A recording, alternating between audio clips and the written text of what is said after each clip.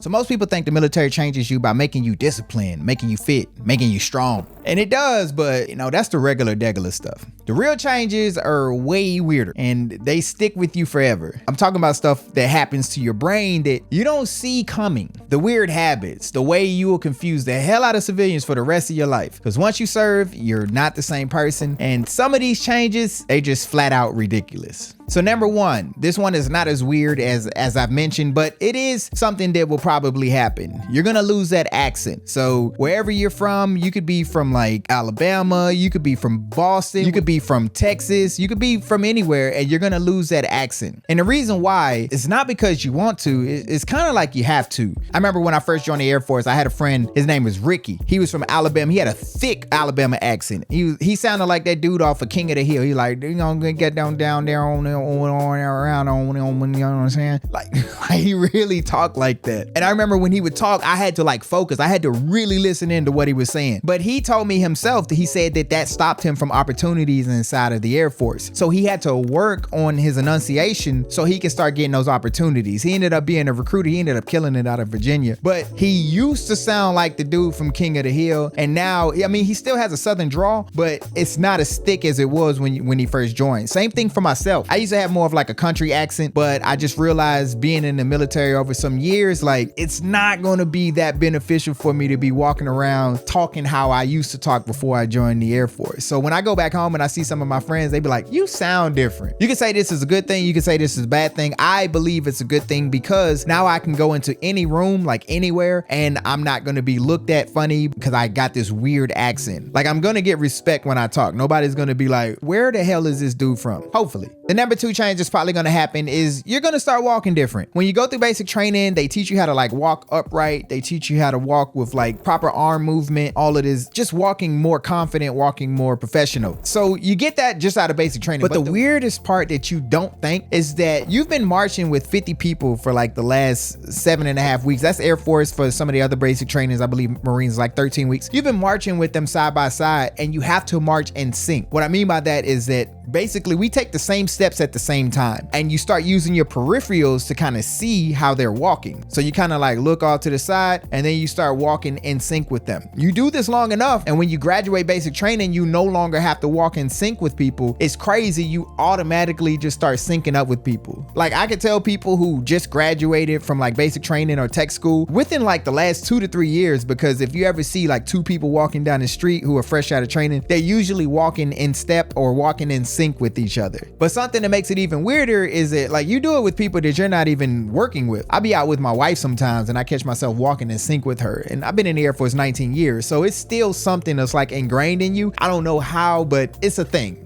The third thing that might change after serving in the military is your bullshit detector becomes like ultra nuclear. Like you do not go for the bullshit stories anymore. I'll give you all an example. I was a recruiter in Iowa, right? And as I'm sitting at my little table, I'm at a school or maybe I was at like a skeet shooting contest. That's the kind of stuff that happened in Iowa. I don't remember. But I'm at my table and some dude come up to my table and he was like, yeah, how do I join or whatnot? And I was like, hey, we got some cards on the table. You just fill it out. I get your information. I call you. And he was like, yeah, I'm not really concerned about getting shot at and stuff like that. You know what I'm saying? I'd have been shot at with AKs and stuff before. And I actually been shot. I got a bullet hole in my leg right now. You know what I'm saying? I'm not too scared about getting shot at. And I'm looking at him and I'm like, bro, like one is bullshit. Two, why? Do you think I'm just sitting here not afraid to be shot at and that's gonna make you cool with me? Like hell nah, bro. I've been in serving 19 years. I still don't want to get shot. That does not make you cool to me. One, I don't believe you. Two, even if you didn't, something wrong with you. You probably shouldn't serve, bro. It's just probably not a good idea for you if you're not scared of getting shot at. That's a normal human mindset. Worried about getting shot at. So I don't go for it. Most people don't anymore. All the tough guy stories, all that stuff that you hear at bars, it's just not as exciting, especially once you served a little bit and you start hearing like real stories of people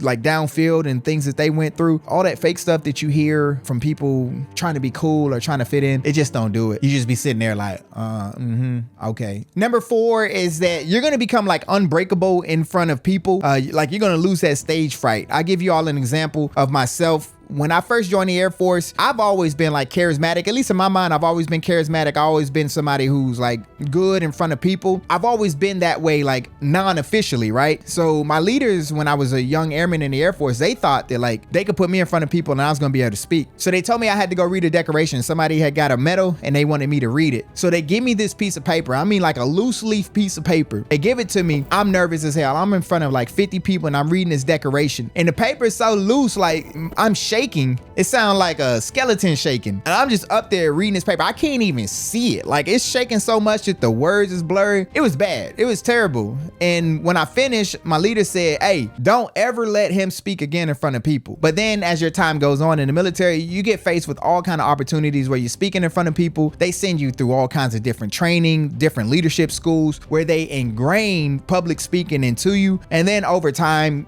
it's just not a thing anymore. You're willing to get in front of anybody and start speaking. They even, in basic training, they had this thing called chow runner. It's an additional duty for people who are in basic training. And you have to go up and represent your flight in order to get into the dining facility. Basically, you got to go up and be like, chow runner, flight 362, ready to enter the dining facility, sir. Something like that. I don't remember. But if it's messed up, like if you do it wrong, they're going to say, do it again. And your entire flight is just going to be sitting out there waiting on you to get it right so they can go inside and eat. So even like as early as basic training, they start making you work on your public speaking. Number 5 thing is that everybody is a sir and a ma'am. Like before I joined the military, I did not use sir and ma'am like ever. Unless my dad was like pissed off. And then it was like, yes, sir, sorry, sir, no, sir, like stuff like that. Beyond that, my Southern courtesy, I guess I did with like older women, older men, but just day to day, like I didn't use sir or ma'am. Now, when I'm talking to like a 19-year-old kid, like at a corner store who's working the cash register, they be like, is that all? I'll be like, yes, sir. It's just something that's ingrained into you. I don't know what it is. You just start calling everybody sir and ma'am. And it's normal. When people say you don't have to do that, you be like, oh, I didn't even do nothing. Like that's just the way I interact with people. And they're like, but you don't have to do that. And you be like, yes, sir. Like, it's just one of them things. The number 6 thing is your relationship with food. It starts to get really weird. Is when you go to basic training, at least when I went to basic training back in 2006, I honestly don't even know if this is a thing anymore, but it used to be. So I'm gonna tell it anyway. When I went back in 06, when you sat down at that table, you only had like a minute or 2 minutes to eat. The training instructors will be lurking throughout the dining facility. And when they see like you sat at that table too long, they trying to get you up and move you out. So in order to eat, you have to learn how to eat extremely fast, almost like an animal. Like you're stuffing your face. You're getting everything you can inside of your mouth so you can try to get something down. I remember I used to love the French toast, but the French toast is hard to get down fast, right? Especially if y'all in a rush and y'all got to go somewhere. So I got the French toast one morning and I knew I shouldn't have, but I got it. And we only had like a minute. I want this French toast. This French toast is good. I'm trying to eat it and my TI comes over my shoulder like very slow like, and he was like, you're done. But at this time, I got a whole French toast in my mouth and you can't get up and walk with food in your mouth when you're in basic training. Before you get up, you got to get everything down. I got this big old French toast in my mouth, trying to get it down. He's over my shoulder, done. But I'm not. I got to get this French toast down. So I'm sitting there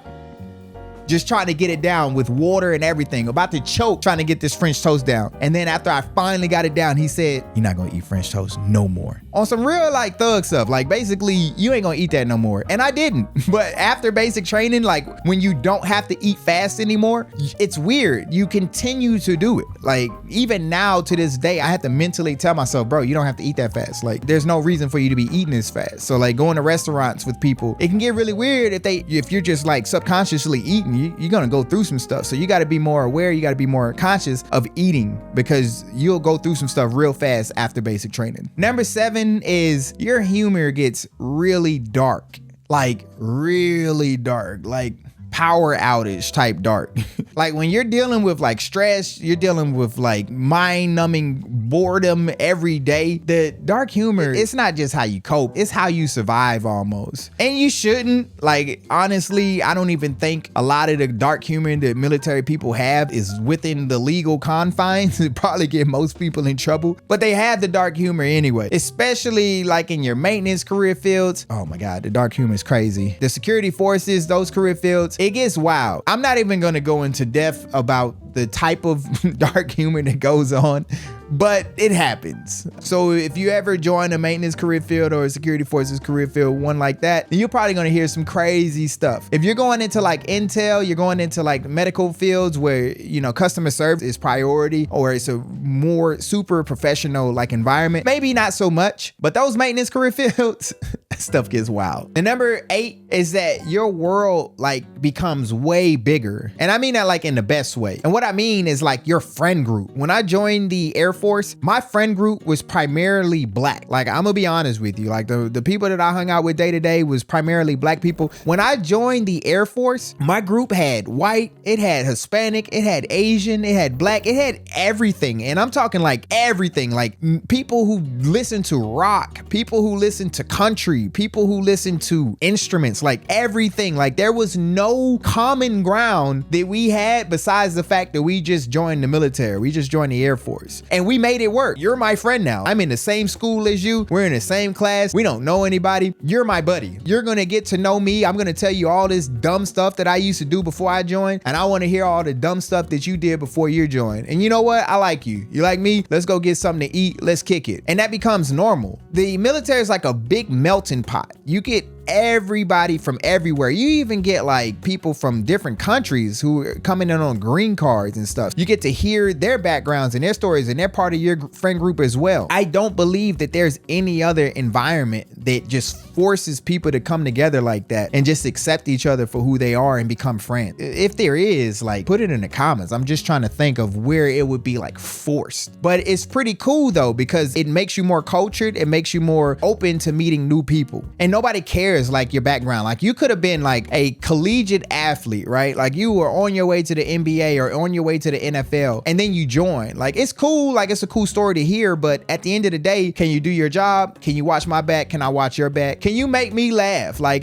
this 8-hour, 9-hour shift that we're gonna have today, am I gonna have a good time working with you? That's the stuff that matters, and that's the people that you're around. And that's why blending with the different type of people that you work with is essential to enjoying your job. You're gonna have 18-year-old friends. You're gonna have 25-year-old friends. There's gonna be somebody who's like 40 years old who just decided to join it in their 40s, and they're gonna need somebody to hang out with. So it's just crazy like how it happens, how it works. So after you join, you're gonna spend the rest of your life like talking to civilians and telling them why you like eat fast, why you have dark humor, why you do weird things, why you're friends with people who seem to have nothing in common with you or anybody else in your friend group. But it's pretty cool because you know, like, you wouldn't change it for anything, even if you could. Because at the end of the day, it didn't just change like how you walk, it didn't change how you talk, it just changed the way you see the world. And once you've seen it through like the military eyes, once you've learned to like find family and strangers, strength and like chaos and stuff like that, everything else just seems small. And that's like the real change. But if you haven't joined yet and you're thinking about joining, but you don't know the difference between the active duty, the National Guard, the reserve, I got a video on the screen right now breaking it down for the Air Force so you can know the difference. But like I always say, I hope this video brought value to you. Stay beautiful, stay classy, and until next time, check me out.